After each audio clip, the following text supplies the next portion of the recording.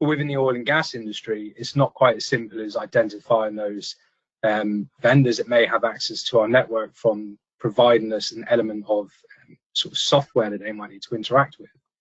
We've also need to consider the upstream, midstream, and downstream elements of our supply chain.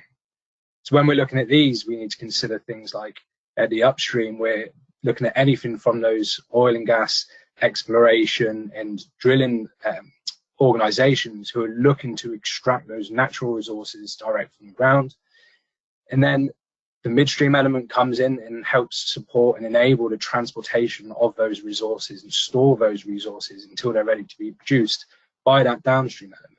Probably understand where we're looking at the upstream, midstream, and downstream components of our supply chain as well. Each of those components have their own technical supply chain that they need to be considering. So all of a sudden, this potential threat vector landscape grows quite significantly.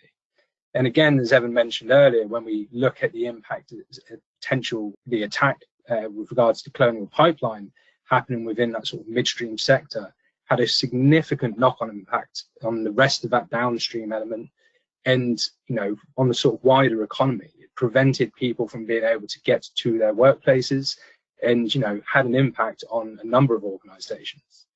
So this is really genuinely critical infrastructure that needs to be monitored for a number of ways. And there are components that we can start, which we'll touch on in a moment when we're looking for threat actors, start identifying conversations around this activity in the dark web.